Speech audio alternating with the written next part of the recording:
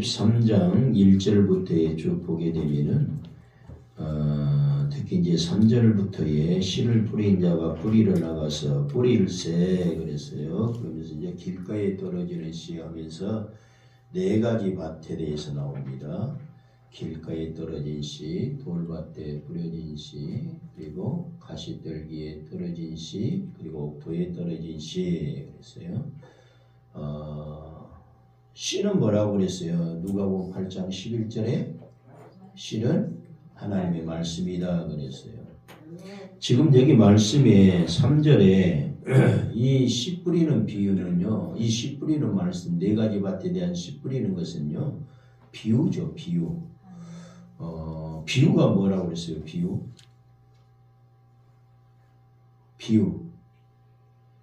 실상이 아닌 것을 다르게 이렇게 표현해서 우리에게 말씀해 주는 것이 비유인데, 그러니까 이 비유라고 우리 주님이 말씀을 해줬기 때문에 이 말씀을 그대로 해석을 하면 된다 안 된다? 안 된다라고 하는 것을 말씀을 하고 있는 거예요. 그래서 성경을 통해서 보면은 제자들이 예수님께서 자꾸 비유로 얘기해 주시니까요. 왜 비유로 저희에게 말씀해 주십니까? 이렇게 묻죠. 물을 때에 제자들에게는 결과적으로 비유가요, 알기 쉽게 하는 것이고, 서기관과 바리새인들, 저들에게는, 다시 말해서 서기관과 바리새인들에게는 알지 못하게, 모르게 하기 위해서 비유로 해주신 것이다. 이렇게 말씀을 합니다. 다시 말해서 비유라는 것은요, 아는 사람에게는 쉽지만은 모르는 사람에게는 굉장히 어려운 게 비유예요. 그러니까 성경을 우리가 알면서, 영적으로 알면서 풀어가면 굉장히 성경 말씀이 쉬운데, 근데 영적으로 내가 어두우면은요, 영적으로 해석을 하지 못하니까 육적으로, 지식적으로, 문자적으로 하다 보니까 영적으로 해석하려면 굉장히 어려운 거죠. 그래서 잘못 해석하는 경우가 굉장히 많다라고 하는 것. 성경은 모든 말씀들이 비유적이고 상징적입니다. 그냥 실제적으로 우리에게 지금 현실적으로 맞는 그 말씀으로 우리 인간에게 바로 이렇게 해당되는 그 말씀으로 바로 피부로 느껴질 수 있는 말씀으로 우리에게 전해지는 게 아니고요. 늘 상징적으로 비유적으로 우리에게 말씀을 해주고 있기 때문에 그래서 굉장히 성경을 모르면 어려운 거예요. 하나님의 말씀은 영의 말씀이기 때문에 어려운 것이다. 왜? 하나님 자체가 누구다? 영이기 때문이다. 그러니까 영이신 하나님이 우리 인간에게 이해할 수 있도록 그렇게 성경에 기록되겠습니까? 아니잖아요. 영이신 하나님께서 말씀하신 것은 전부 다 영의 말씀이에요. 영이기 때문에 우리가 해석하기는 어렵다. 그래서 우리가 기도하면서 하나님 나에게 성령의 감동을 주셔서 이 마태복음이나 성경을 기록한 기자들이, 성경을 기록한 그런 사람들이, 마태나 마가나 누가나 요한 이런 사람들이 자기 지식으로 기록했습니까? 아니죠. 하나님의 영감을 받아서 기록을 했잖아요. 그러니까 하나님께서 그들에게 주시는 영을 가지고 기록을 했다라고 하는 거죠. 그래서 우리도 그런 성령의 도움을 우리가 받으면서 신앙생활에 나가야 이 성경이 열리게 되는데, 그래서 여기에서도 지금 비유로 말씀을 해줬기 때문에 이 네 가지 밭은요, 그냥 실제적으로 우리가 밭에서 농사 짓는 그런 밭을 얘기하는 게 아니다. 여기서 밭은 뭘 얘기하는 것이다? 마음을 얘기한다. 우리의 심령을 얘기해요. 그러니까 우리의 심령의 밭에 씨를 뿌렸어요. 어떤 씨를? 하나님의 말씀에 씨를 뿌렸어요. 지금 제가 여러분에게 하나님의 말씀에 씨를 뿌립니다. 그런데 분명히 여러분이 아셔야 되는 것은 네 가지 밭 중에 한 가지 밭 이상은 우리가 해당이 된다라고 하는 거예요. 그런데 세 가지 밭은요, 크게 나눈다면 두 가지로 나눌 수가 있어요. 네 가지 밭이지만은 세 가지 밭은 쓸모없는 땅이고 밭이고, 한 가지 밭은 뭐다? 옥토다라고 하는 거예요. 근데 부분적으로는 네 가지 밭에 대해서 얘기를 합니다. 왜 네 가지 밭에서 얘기를 할까요? 사람의 심령들을 각자 이렇게 보면은요, 심령들을 보면은요, 네 가지 밭으로 이렇게 나눠지기 때문에 그렇다는 거. 말씀을 듣는 자들의 마음의 밭이. 그래서 여러분 오늘 이 시간을 통해서 나의 밭은 과연 어떤 밭인가라고 하는 것을 생각을 해보면서 우리가 가시떨기 밭이 되어서는 안 됩니다. 아멘. 가시떨기 밭. 그건 뭘 말합니까? 가시덤불이 우거진 밭이라는 거예요. 우리도 농사를 지어보면 알잖아요. 가시덤불이 우거진 그것에는 씨앗이 떨어져도 이게 싹이 나와도 연하게 나오잖아요. 햇빛을 받지를 못하니까. 그래서 나중에는요, 죽어요, 죽어. 자, 여기에 더러는 가시떨기 위에 떨어진 씨가 있다 그랬어요. 가시떨기.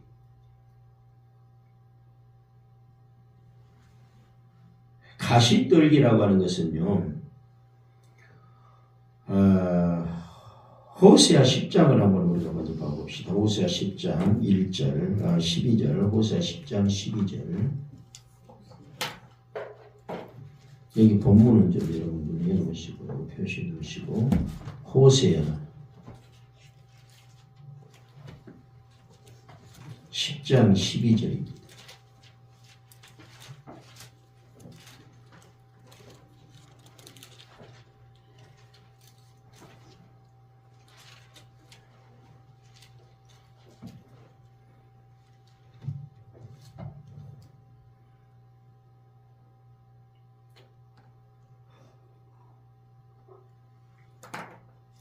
같이 한번 보겠습니다.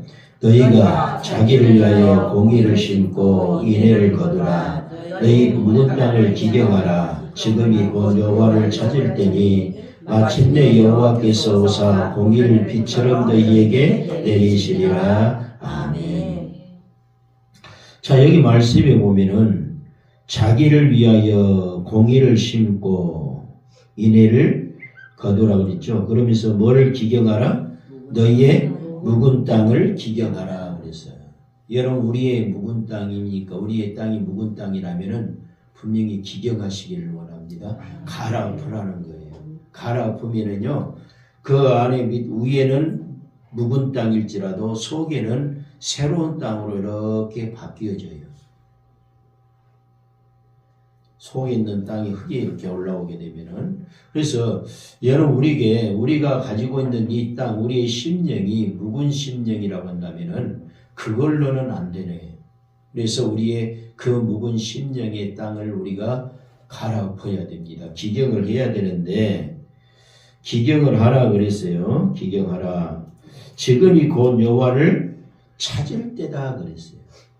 다시 말해서 내 묵은 땅을, 내 심령의 밭을 뒤엎지 아니하고서는, 지금의 심령의 밭, 가시와 같은 그런 심령의 밭을 가지고서는 여호와를 만날 수가 없다는 거예요. 왜? 지금이 여호와를 뭐 할 때다? 찾을 때다라고 하는 거예요. 마침내 여호와께서 오사 공의를 빛처럼 너에게 내리시리라 그랬어요. 공의를 빛처럼 내리시리라. 옛날 바뀌기 전에 성경에는 의를 빛처럼 너희에게 내리시리라 그랬어요. 여기서 공의라는 것은 하나님의 말씀을 얘기합니다. 의는 하나님의 말씀을 얘기해요. 여러분, 우리의 묵은 땅을 기경을 하고 갈아엎게 될 때에 하나님께서 우리에게 하나님의 말씀을 빛처럼 내려주신다라고 하는 거예요.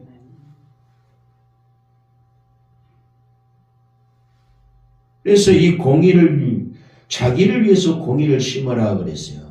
말씀을 심으라 그런 얘기인데, 자, 갈라디아서 6장 8절 한번 봅시다. 갈라디아서 6장 8절.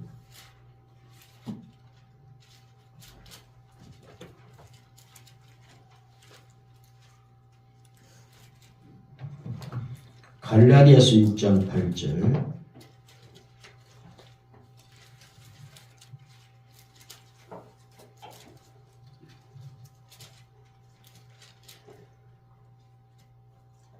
함께 보겠습니다.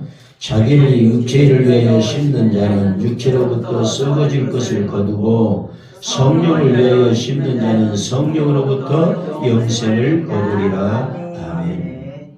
자, 성령을 위하여 심어야 된다. 다시 말해서 아까 자기를 위하여 뭘 심는 자? 뭘 심는 자? 뭘 심는 자? 육체. 아까 호세아 10장 12절에 자기를 위하여 공의를 심는 자는 뭘 거두고 인애를 거두고. 아멘. 자, 자기를 위해서 뭘 심는 자? 공의를 심는 자. 말씀을 심어야 된다. 공의는 의를 말하는데 의는 말씀이에요. 아멘. 나중에 이제 조금 말씀 이제 얘기를 드리겠습니다만은 우리 주님 의의 도가 뭐를 얘기하느냐? 말씀을 얘기해요. 아멘. 하나님의 도, 의의 도, 천국 복음, 믿음의 도 다 같은 얘기다. 아멘. 아멘. 말씀을 얘기하는 거예요. 그래서 여기 말씀에도 보면 갈라디 6장 8절에도 보면은 성령을 위하여 심는 자 그랬죠. 성령은 뭐예요? 말씀이죠. 하나님이시죠. 성령을 위하여 심는 자, 공의를 심는 자는 성령으로부터 영생을 거두리라 그랬어요.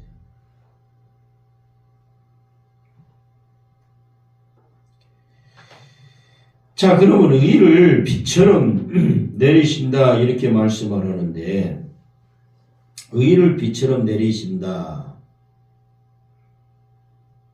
자, 이사야를 한번 봐볼까요? 45장 8절을 한번 봅니다. 이사야 45장 8절.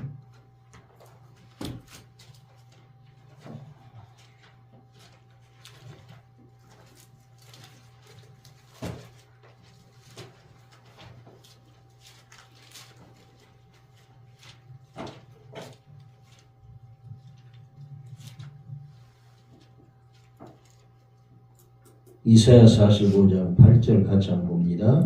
하늘이여 위로부터 공의를 뿌리며 구름이여 의를 부를지어다. 떨려서 구원을 싹트게 하고 공의도 함께 운돋게 할지어다. 나 여호와가 이 일을 창조하였느니라. 아멘. 하늘이여 위로부터 뭘 뿌리며? 공의를 뿌리며. 아까 의를 빛처럼 내리신다 그랬죠? 의가 공의를 빛처럼 내리신다는데 공의는 의를 말하고 의는 하나님의 말씀, 하나님의 말씀은 어디에서부터 온다? 위로부터 오게 된다. 아멘. 그걸 지금 얘기하고 있는 거죠. 자, 시편 85장 11절 한번 봅시다. 시편 85장 11절.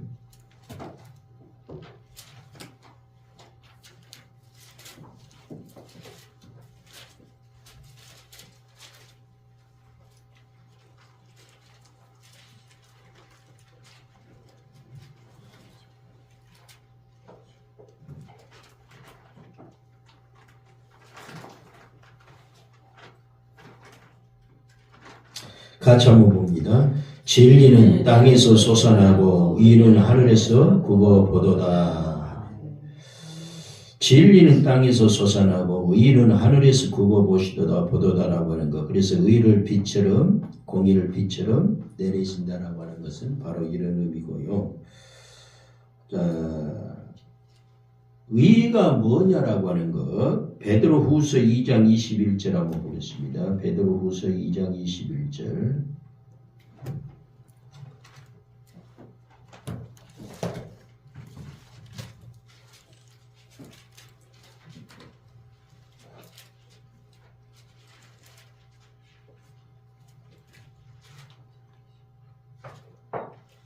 베드로후서 2장 21절.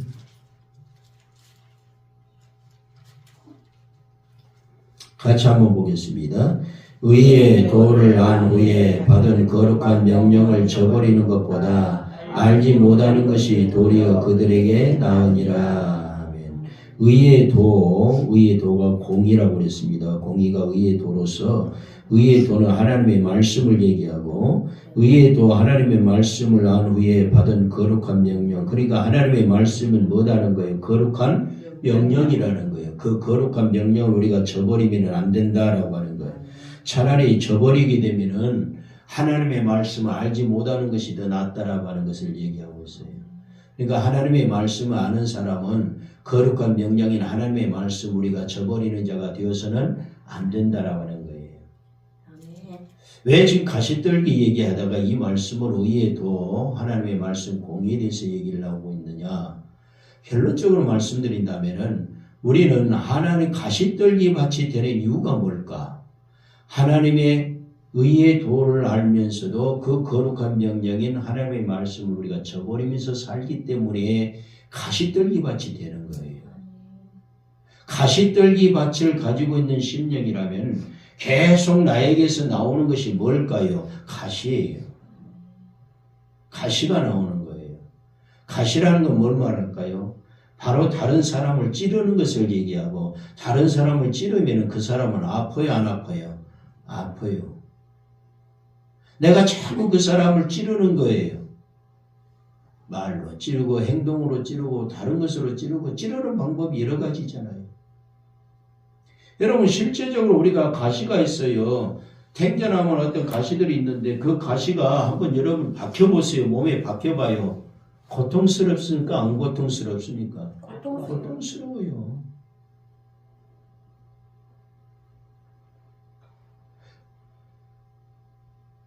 내가 하나님의 말씀 위에 도를 저버리는 삶을 살기 때문에 거룩한 명령을 내가 저버리면서 생활해 나가고 거룩한 명령이 하나님의 말씀에 내가 불순종하면서 살기 때문에 나에게서 가시떨기밭이 나오게 가시떨기밭이 되는 것이고 가시떨기밭이 됨으로 통해서 모든 농작물들이 자라지 못하도록 기운을 막아버린 것처럼 다른 사람들에게 내가 상처도 주고 그럼으로 통해서 그 사람들로 하여금 신앙성을 못하게 만드는 경우가 많아요. 지금 실제적으로 현존하는 그런 교회들 속의 성도들 가운데요. 가시떨기밭을 가지고 있는 심령이 얼마나 많은지 몰라요. 옥토는 거의 없죠. 교인 수가 성도 수가 뭐 몇천 명 몇만 명 된다는 거예요. 그거 자랑할 것이 아니라 그 중에서 옥토인 자가 알곡인 자가 몇 명이냐 그걸 자랑해야 돼요. 쭉쟁이만 수두룩해가지고 지옥 갈 사람들만 수두룩해가지고 자랑할 게 뭐가 있습니까?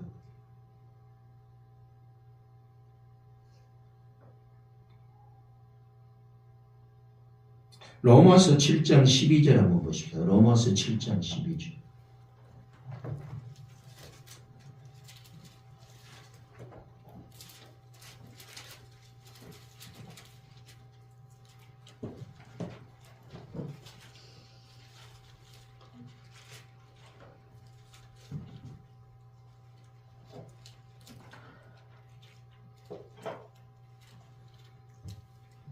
같이 한번 봅니다.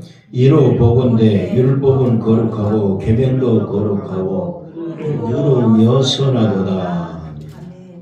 거룩한 것이 뭐라고요? 율법도 거룩하고 계명도 거룩하다. 율법도 계명도 이것은 뭐다? 하나님의 말씀이. 그러니까 아까 의의 도를 안 후에 거룩한 명령을 저버리는 것보다 그랬잖아요.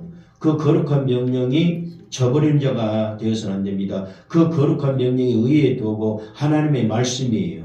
아멘. 그래서 지금 이 가시떨기라고 하는 것은요. 헬라어로 아칸다라고 이렇게 얘기를 하는데 열매가 없어서 쓸모가 없는 것을 가리키는 말에서 유래되어 있어요. 열매가 없는 쓸모없는 그런 나무, 쓸모없는 것에서 유래되었다.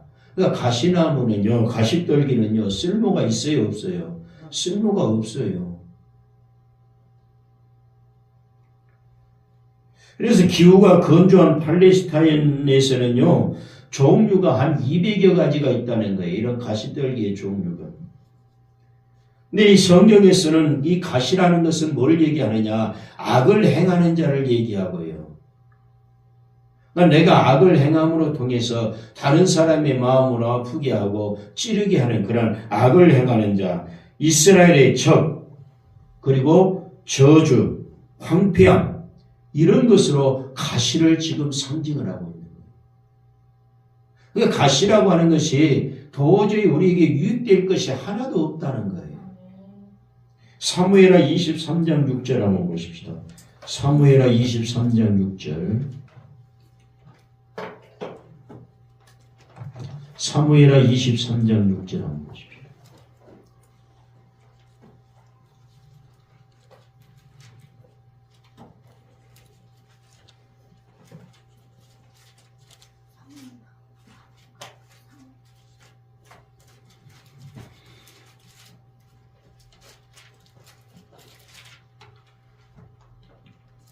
같이 한번 봅니다.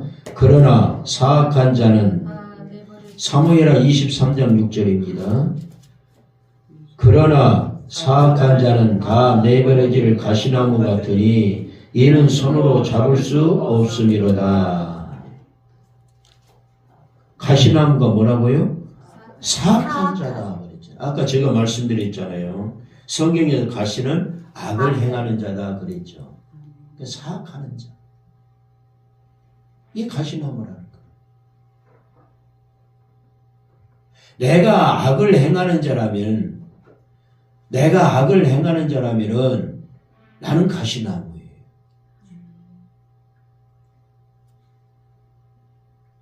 가시나무인 나에게는요, 결과적으로 유익될 것은 하나도 없다라고 하는 거예요.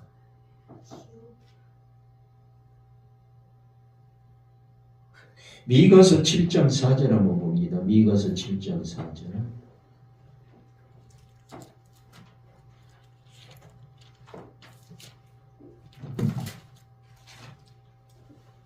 미가서 7장 4절.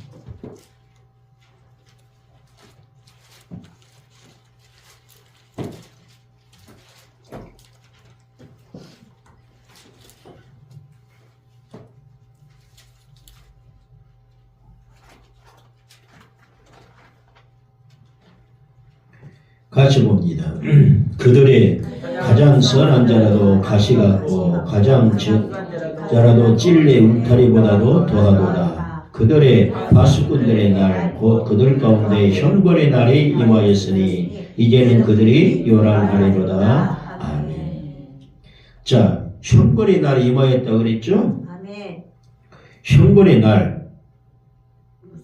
형벌의 날이 왔다라고 하는 게 누구에게요? 그들에게. 그들이 누구예요? 이스라엘 민족들을 얘기하는 거예요. 이스라엘 민족들의 부패를 보고요. 부패된 그런 모습들을 보고 주님이 하나님 하시는 말씀이에요. 그들의 가장 선한, 그들 중에서도 가장 선한 자라고 할지라도 그 얘기요. 무엇 같다? 가시 같다는 거예요. 가시 같다. 그러니까 결과적으로 이스라엘 민족들은 너무나 부패되어 가지고 이들 중에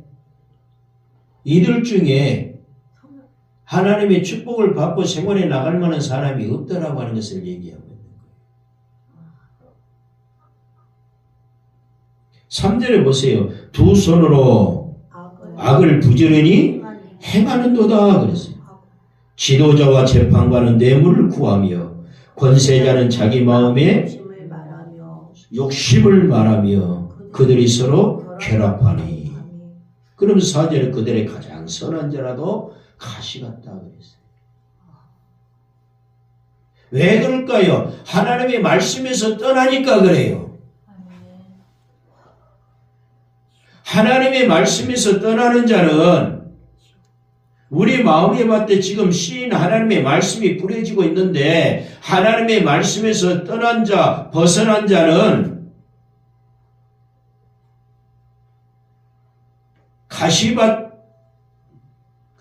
가시밭이 되고요, 돌짝밭이 되고요, 길가밭이 되는 거예요.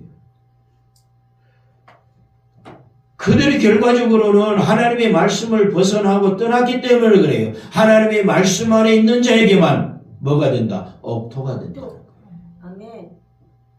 그래야 그 말씀이 우리 마음의 밭에 잘 씨를 내려가지고 잘 자라가지고요. 30배, 60배, 100배의 결실을 아멘. 하게 되는 거예요. 어떤 사람은 30배 맺고 어떤 사람은 60배를 맺고 어떤 사람은 100배를 아멘. 맺는다는 거예요. 열매를 다 똑같이 맺을 수는 없겠죠. 내가 낳은 자식이라도 3명이고 4명이고 5명이고 다 똑같진 않잖아요. 어떤 놈은 효자인 놈도 있고 어떤 놈은 또 불효를 행하면서 사는 놈도 있고 어떤 놈은 또 이것도 저것도 짬뽕이 하면서 사는 놈도 있고 성격이 다 똑같지 않잖아요. 그것처럼 마찬가지.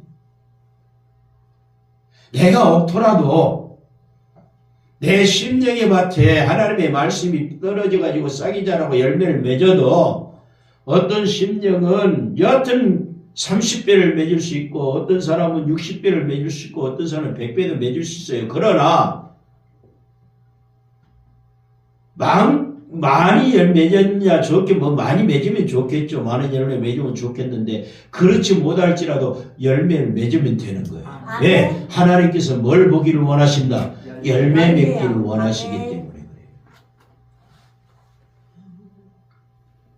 그런데 3가지의 밭을 가지고 있는 심령은 열매를 맺을 수 있어요? 없어요? 없어요. 없어요.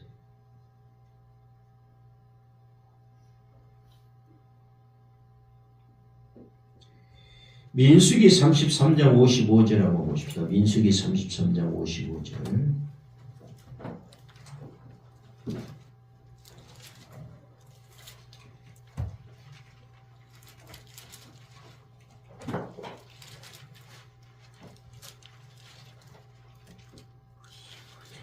민수기 33장 55절.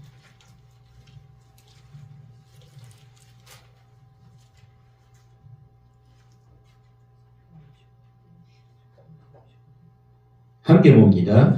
너희가 만일 그 땅의 원주민을 너희 앞에서 몰아내지 아니하면 너희가 남겨둔 자들이 너희의 눈에 가시와 너희의 옆구리에 찌르는 것이 되어 너희가 거주하는 땅에서 너희를 괴롭게 할 것이요.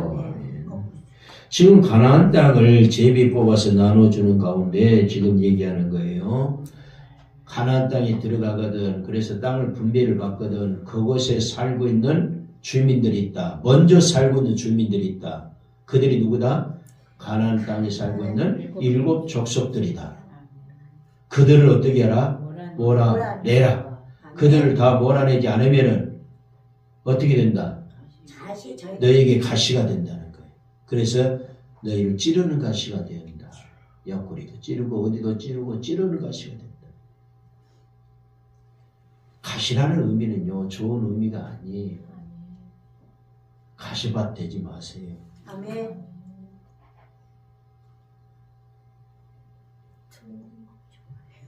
에스겔 28장 24절 한번 보십시오. 에스겔 28장 24절.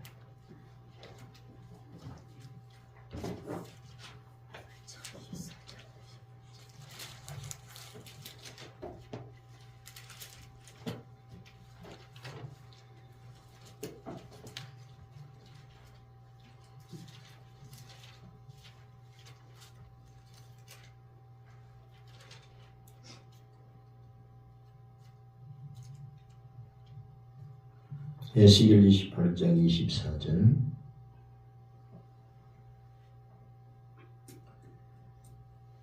같이 보겠습니다.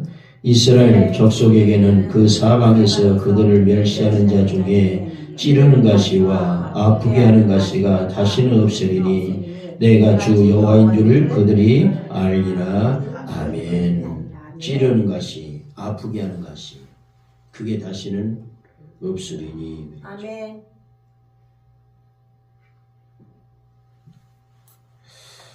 근데 오늘 이 본문 말씀에서는요, 천국 복음에 대한 신앙적인 장애 요소가 천국 복음에 대한 천국 복음이 뭐예요? 하나님 말씀 C예요. 그 천국 복음인 하나님의 말씀에 대한 장애 요소로서 복음의 씨의 기운을 막아버리고 복음의 씨의 기운을 꺾어버리게 되는 그런 것들을 가시다 이렇게 지금 얘기하고 있잖아요. 지금 가시나무 가시떨기 위에 떨어짐에 가시떨기 위에 떨어지니까 어떻게 했어요? 뭘 막았다고 그랬어요? 기운을 막아버렸다 그랬어요.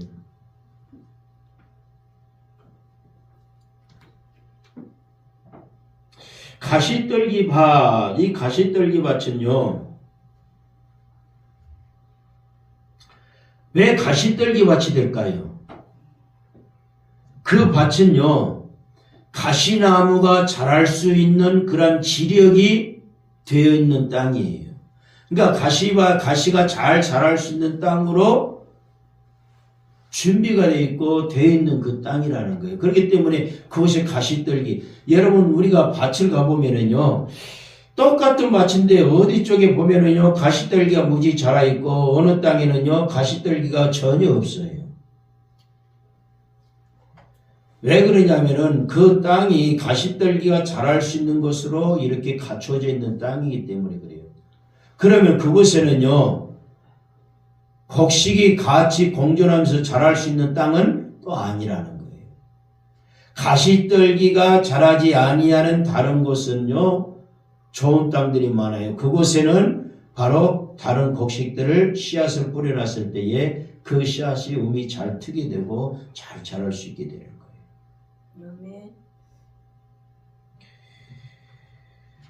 그러니까 가시나무는요 생장력이 강한 나무이기 때문에 채소나 곡식이 함께 자랄 수 없는 그런 땅이 된다라고 하는, 거친 땅이 된다라고 하는 것입니다. 그러니까 우리가 정말로 이 가시나무가 자랄 수 있는, 결과적으로 내가 가시나무 밭이, 가시떨기 나무 밭이 내 심령의 밭이 되었다는 것은 그 가시떨기가 잘 자랄 수 있는 거친 땅이 되어 있다라고 하는 거예요. 내 심령이. 거친 심령으로 되어 있기 때문에 내 심령 안에서 가시나무가 자라는 거예요. 근데 이 가시가 자라서 기운을 막았고 그랬어요. 이 기운을 막았다는 그 의미를 우리가 한번 보면 다시 한번 오늘 본문 말씀 한번 넘어가 봅시다. 마태복음 13장 7절 한번 봐봅시다.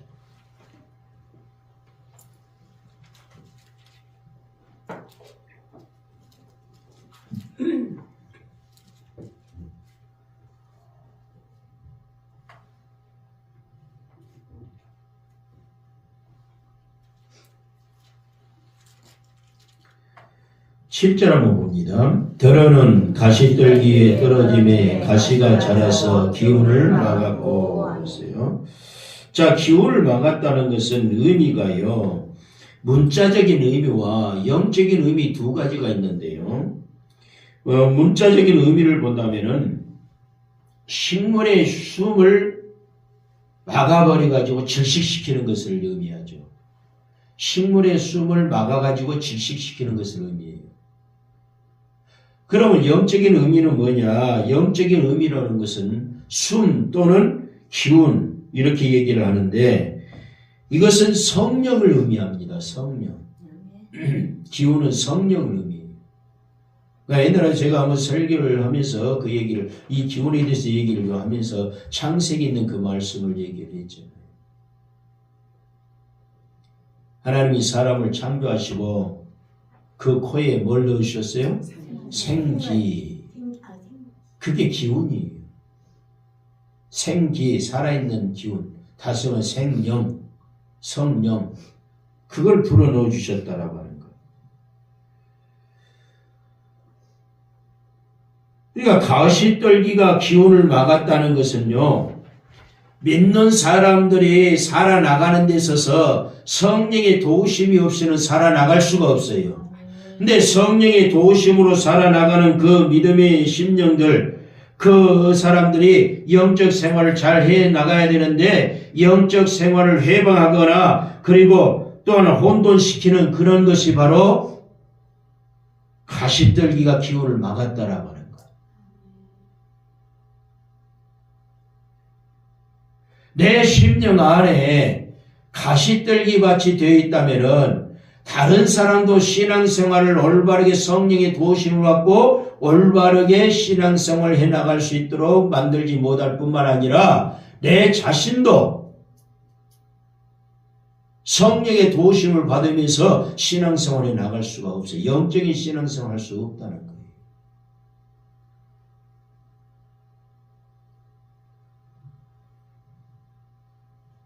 그러니까 영적인 성장에 장애가 되고요.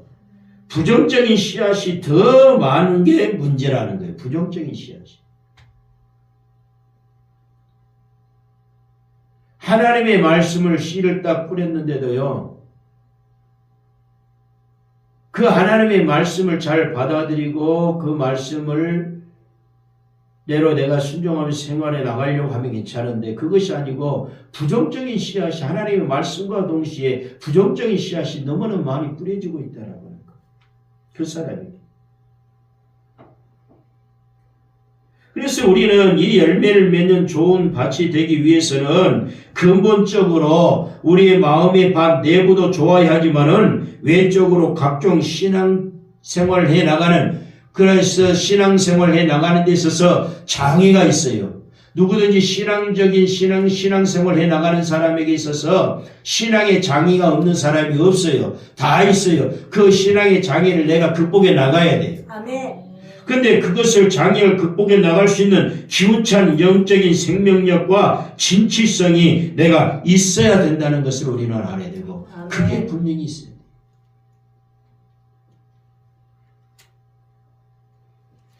자, 그러면은 우리가 이런 장애물들을 제거를 해야 되는데 어떤 장애물들을 제거해야 되느냐? 먼저 우리에게 있어서 내가 신앙생활에 나가는 데 있어서 내가 가시떨기나무 밭이 되어 있는 심령이라면은 내 신앙에 믿음의 장애물이 있습니다. 그래서 먼저 믿음의 장애물을 내가 제거해야 돼요. 아멘. 따라해 봅시다. 믿음의 장애물을 제거하자.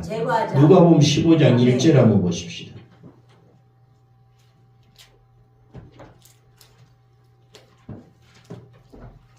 누가복음 15장 1절입니다.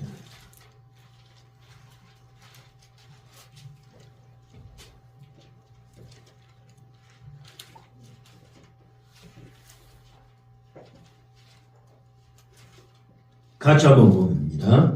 모든 세리와 죄인들이 말씀을 들으러 가까이 나오니.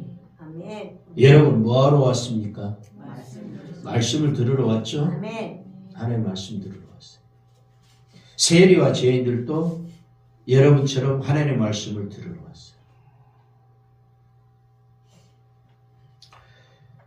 자, 말씀을 들을 때는요, 분명히 여러분이 아셔야 되는 것이 말씀만 그냥 듣고 끝났다고 해서 예배 마쳤다고 집으로 가는 게 아니고요.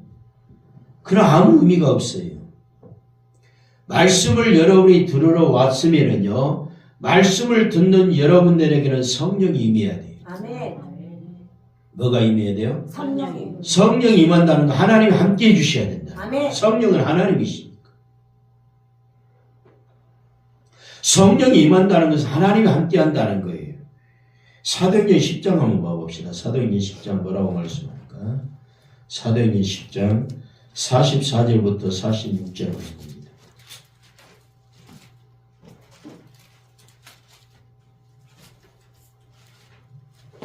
(44절부터 46절)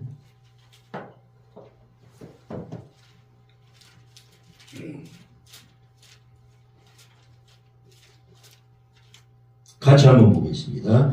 베드로가 이 말을 할 때에 성령이 말씀 듣는 모든 사람에게 내려오시니 베드로와 함께 온 할례받은 신자들이 이방인들에게도 성령 부어주심으로 말미암아 놀라니 이는 방언을 말하며 하나님 높임을 들음이러라. 아멘. 44절에 보니까 베드로가 이 말을 할 때 무슨 말을 할 때 하나님 말씀을 전할 때에 성령이 말씀 듣는 모든 사람에게 내려오셨다. 아멘. 때문에 말씀을 들으면은요 성령이 내려오셔야 돼. 아멘. 성령이 여러분과 함께 하셔야 돼. 임해야 돼.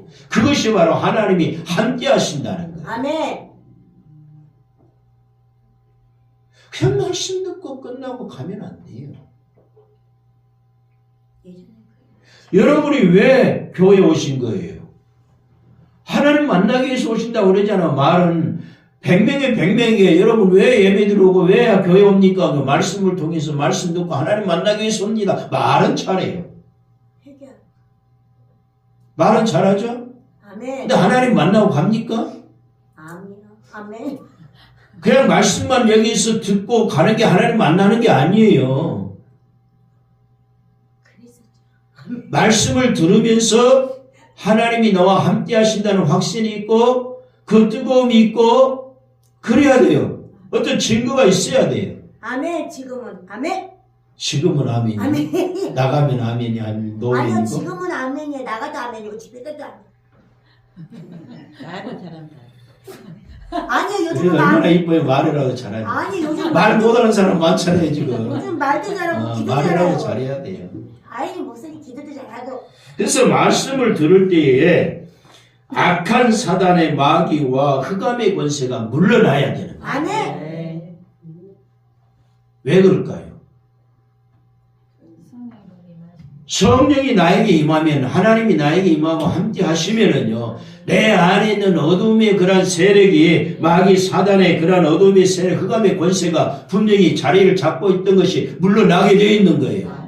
빛이 들어오면은 뭐가 물러나? 어둠이 물러나는 거예요. 성령이 들어오면은 악한 마귀 사탄이 물러나는 거예요. 아멘. 그런데 아직까지도 말씀을 듣는다고 하면서 말씀을 들으면서 내 심령 안에 아직까지도 어둠의 권세인 마귀 사단의 세력이 잡고 있으면 안 되는 거예요. 안 돼요. 아멘. 말씀을 들을 때 믿음이 생기는 것이고 아멘. 말씀을 들을 때 깨달음이 오게 되는 아멘. 것이고 말씀을 들을 때 어떤 마음의 걱정과 근심과 염려가 있던 것이 사사라져. 아침 안개의 사라리같이 다 물러가야 된다는 거예요. 아멘. 말씀을 들을 때에 어떤 믿음의 병과 영적인 병과 마음의 병이 물러가야 되는 거예요. 아멘. 할렐루야 요새 아멘. 그래서 깨끗하게 고침을 받아야 돼요. 아멘. 이게 바로 아멘. 성령이 임하는 것이고 하나님이 함께 하신다는 증거입니다. 아멘. 오늘 본문 말씀은요. 씨가 땅에 뿌려져서 열매를 맺고 알곡이 되어서 거두어질 때까지 수많은 어려움과 환난과 고난이 가로막는 장애물들을 통과해야 된다는 그런 것을 우리에게 지금 말씀을 해주고 있다는 것을 알아요. 아멘. 지팡이 통과. 아멘. 여러분 우리가 열매를 맺을 때에요. 지팡이. 우리가 농사를 지어봐도 알잖아요. 제가 농사까지 지니까요. 이제 전문가, 농사에 대해서 전문가가 돼가지고요. 노인들이, 나이 드신 분들이 뼈가 마르고 닳도록 농사를 지었던 사람들이 물으러 와요. 배우러 온다고. 알고 있는 것도 없는데도. 그래도 알고 있는 시점에서 또 이렇게 말씀을 해드리기는 하는데 그걸 땀을 너무 많이 줘가지고요. 금전에요. 농사를 줄인다고 하는데도 자꾸 막 지으라고 막 준다니까요. 금년에 몇 평 들어놨어요? 알아요? 들었는데 까먹었는데 많이 천평 들어놨어. 정도, 1000평 정도는. 1200평 정도 들어놨어요. 그 주위에 어떤 사람이 지나다니고 그 사람도 목포에서 농사 왔다 갔다 하면서 농사지어요. 내가 보기에는 손바닥만 해. 자기 딴에는 뭐 좀 크다고 지은 거 있죠. 근데 내가 볼 때는 손바닥만 해. 근데 거의 날마다 와요. 뭐하러 온지 모르겠어. 그냥 목포에서 다른 사업하고 있는 사람이. 아침에 와가지고 점심 12시나 1시 정도 되면 나는 알잖아요. 그 사람 오고 가는 그 사람 오는 것은 내가 몰라. 그런데 그 사람이 12시나 1시 돼갖고 집에 가는 건 꼭 알아요. 왜? 우리 밭을 꼭 지나가니까요. 차로. 근데 꼭 와가지고 한 두세 시간 일하고 가더라고요. 이제 오후에는 가서 또 밥 먹고 이제 자기 일을 해야 되겠죠. 그분이 그래요. 목사님 이것도 목사님 지어요. 그러니까 예, 그냥 주시길래 지금 하고 있어. 그러면 이러다가 여기 주위에 있는 땅 목사님 다 하시겠네요. 그래서 아, 그러면 좋겠어. 아예 하는 거 다 내가 해가지고 기계 하나 사가지고 그냥 다 내가 혼자 다 대농으로 지으면 좋겠어. 무슨 그 얘기를 했습니다만 이제 한 1000평 정도는 일하기 힘드니까요. 고사리 재배하고 한 5, 600배면 3만 원을 할 생각이에요. 3만 원. 아주 오랫동안 10년씩 막 20년씩 먹을 수 있는 것들 한번 딱 심어놓고 3만 원은 뭔 줄 알죠? 몰라요? 명이나무. 명이나무. 명이나무. 이 주위에는 하는 사람이 없잖아요. 씨를 좀 금년에 좀 사가지고 씨로 얘가 발화시켜가지고 그럼 농사가 줄어들겠죠.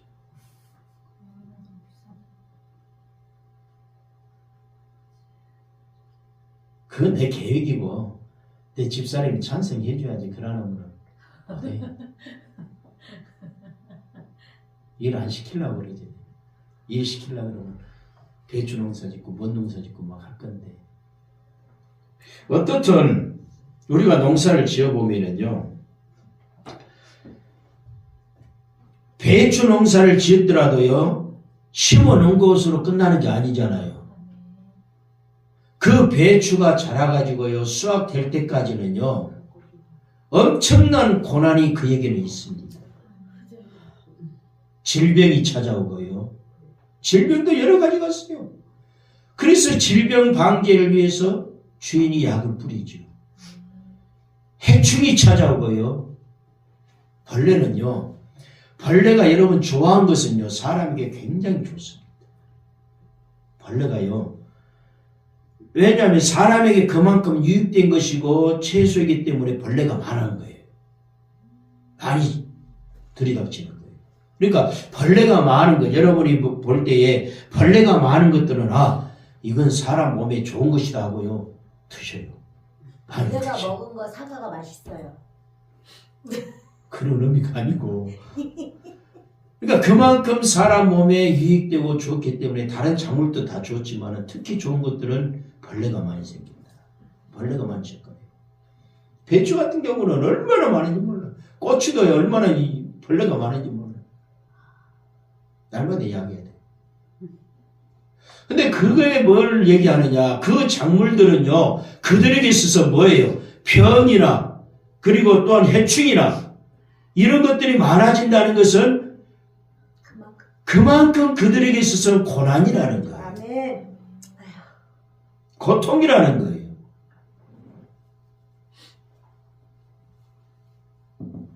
여러분 그래서 우리가 씨가 우리 마음의 심령의 밭에 하나님의 말씀의 씨가 뿌려져 가지고 떨어져서 우리가 열매를 맺어요. 열매를 맺는데 그냥 맺어지는 것이 아니다. 알곡이 되어서 거두어질 때까지는 수많은 어려움과 환난과 고난과 고통이 따른다는 거예요. 아멘.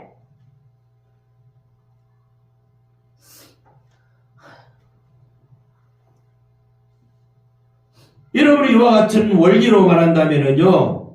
우리들의 심령의 밭도 마찬가지예요.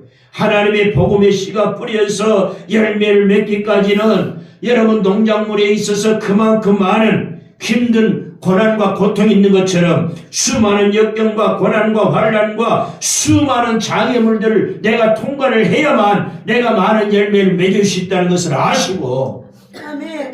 장애물이 없는 그러한 신앙생활은 없어요. 왜 편하게 신앙생활 하려고 하는지 모르겠어요. 편하게 신앙생활 한다는 의미가 뭔지 모르겠어요. 나는.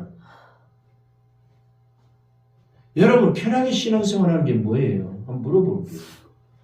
여러분은 성도들 당사자들이니까. 그러니까 여러분 성도들 그런다잖아요. 편하게 신앙생활 하려고 간다고. 그래갖고 어디로 갑니까? 큰 교회로 가. 개떡이다. 뭐라고요? 개떡이다. 큰 교회 갈수록 더 힘들어요. 개떡 맛있는. 네? 적은 교회일수록요 신앙생활 하니까 참 편해요. 개척교회나 적은 교회일수록 할 것이 없어. 사실 큰 교회일수록요 프로그램도 많고 하는 일이 많아가지고 소속되면 얼마나 힘든지 몰라요. 말씀 없어요. 근데 편하게 보려고 편하게 신앙생활을 하고 큰 교회 간다. 그건 무슨 얘기를 합니까? 무슨 생각을 가지고 그런 얘기를 한 줄 아세요? 그냥 아무 기관에 속하지도 않고 어떤 교회 내에 무슨 프로그램이 있고 뭐가 있어도요 전혀 가지도 않고 그냥 엉덩이만 저 뒷자리에 딱 앉아가지고 걸터 앉았다가 예배만 마치면 잽싸게 집에 가겠다 그 얘기예요. 그게 편하게 신앙생활 한다는 거예요. 그들의 생각. 그러죠? 성도들 마음 그러잖아요. 편하게 신앙생활 한다는 의미가 그거잖아요. 그래가지고는 지옥 갑니다. 저는 못 가요. 그런 사람이 알곡입니까? 축전이죠.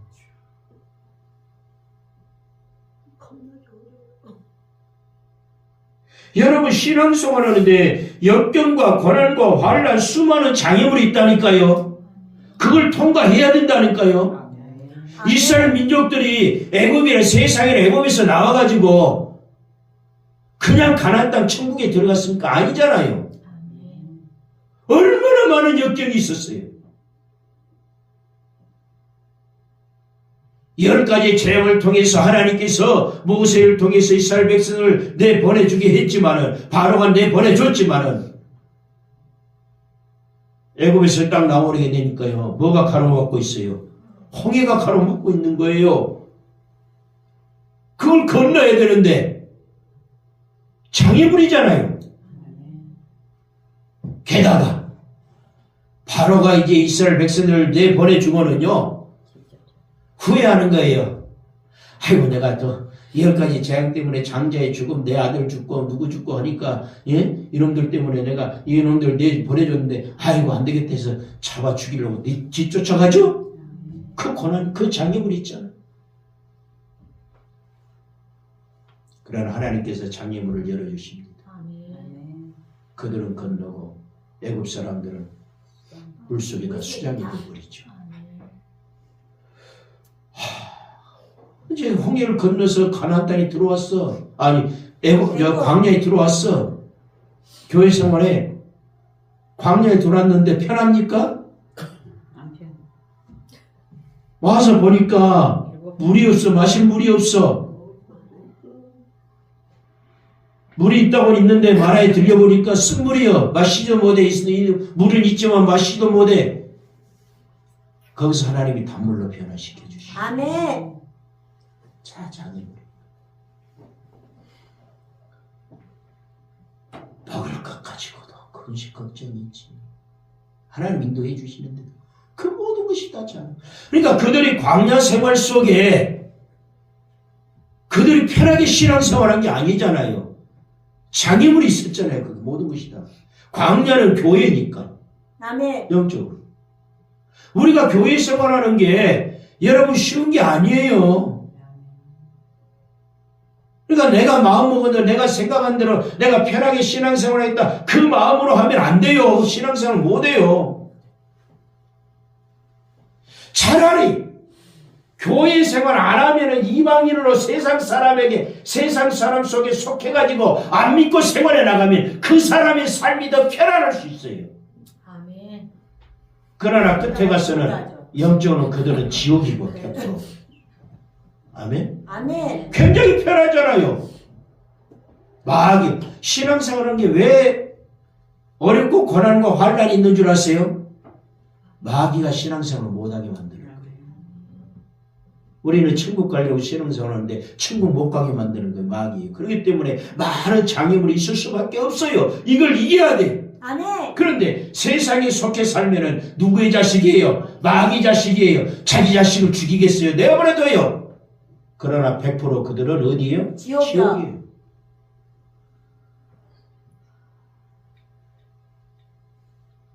시편에 있는 말씀처럼 고난이 내게 유익이라.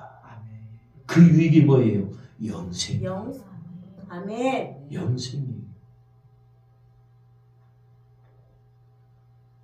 그래서 오늘은 우리들이 믿음의 생활하는데 우리가 나아가는 천국길을 가로막는 수많은 장애물들이 무엇이고 그리고 그 장애물들을 어떻게 우리가 통과해야 할 것인가를 생각하면서 이 시간에 함께 은혜를 받는 시간이 되었으면 합니다.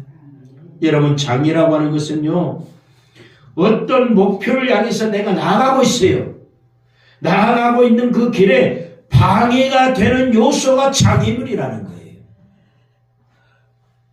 이스라엘 백성들이 그 광야 생활하면서 40년 동안 광야 생활하면서 편한 것만 했습니까? 악한 마귀 사탄의 세력과도 많이 싸워야 됐어요. 그래서 끝내는 요단강을 건너게 되고, 요단강을 건너가지고 끝나는 게 아니라 그곳에 살고 있는 가나안의 7 족속들도 다 몰아내야 돼.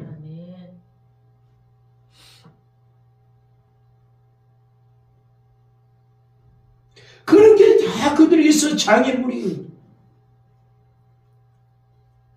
신앙생활 하면서요, 내 가정과 개인에게 힘들고 어려운 일이 있으면요, 내 안에는, 잘 들으셔야 돼요, 내 자신의 생각으로는 내가 신앙생활 정말 잘해. 내가 볼 때 다른 사람보다 더 훨씬 열심히 잘해. 근데 저 사람은 좀 편한 것 같고 그런데 왜 나에게는 그냥 자꾸 어렵고 힘들고 핍박이 있고 막 그래, 고난이 있고 더 힘든 일이 많아요. 그럴 때 우리는 뭐라고 생각합니까? 하나님, 그게 조심해야 할 것이 뭐냐? 아까도 말씀드렸어요. 우리에게 있는 장애물은 누가 가져다 주는 것이다? 마귀가 가져다 주게 돼요. 왜요? 장애물에 걸려 넘어지게 하기 위해서. 우리 지금 다름질하는 자들이잖아요.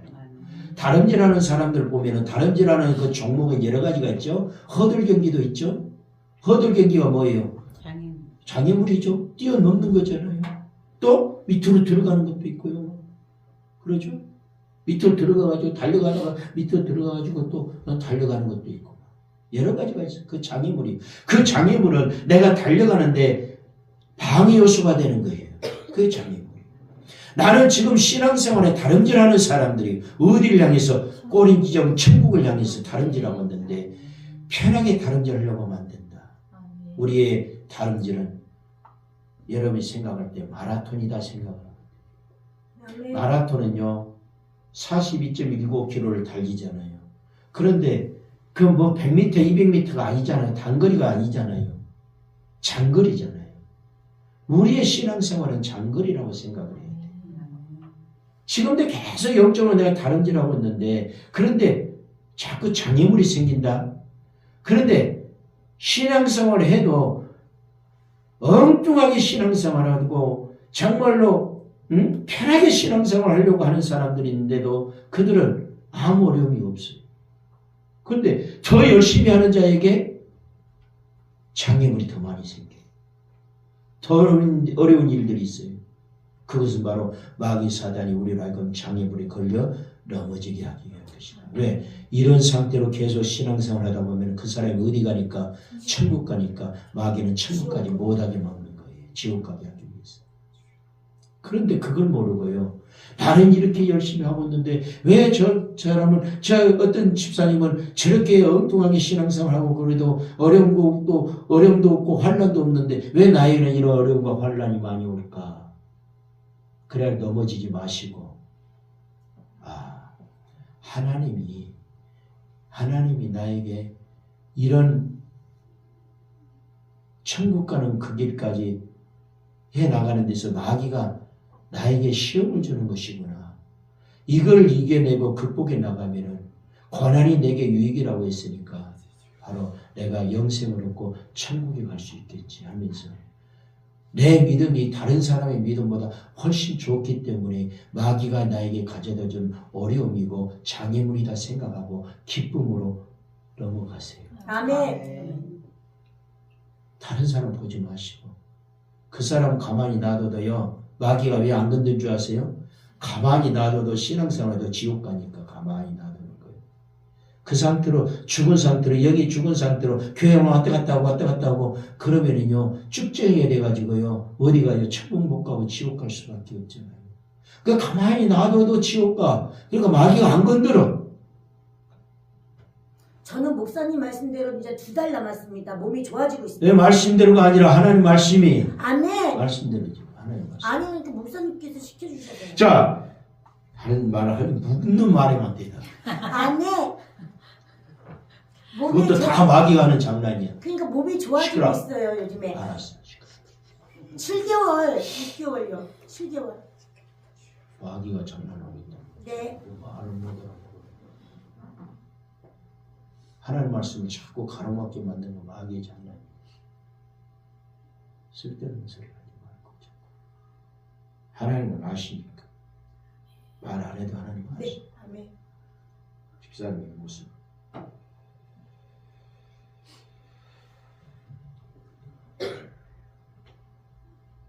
그래서 여러분 그런 고난이 있을 때마다 우리가 여러분 기쁨으로 잘 이겨내고 네. 아멘. 그리고 승리해 나갈 수 있는 여러분의 삶이 되기를 원합니다. 아멘.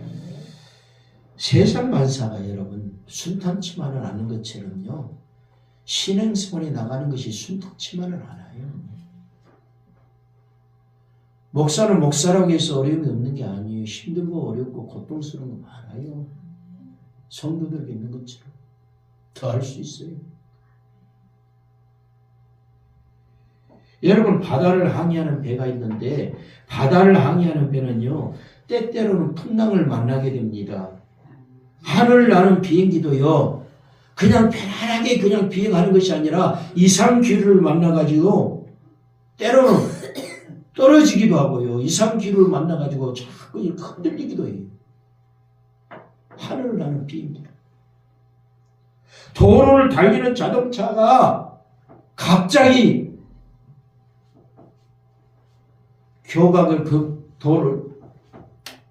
교각을 지나가는데요. 그 다리가 무너지는 게 돼요.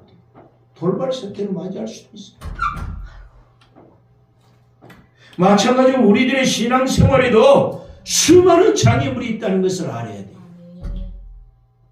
때로는 예기치 못했던 어려운 일을 당할 때도 있습니다. 이럴 때 그 모든 장애물들을 극복하고 끝까지 달려가는 사람만이 하나님의 상급을 받을 수가 있습니다. 아멘. 마태복음 10장 22절 보고 마치고 오후의 말씀을 드리도록 하겠습니다. 마태복음 10장 22절입니다.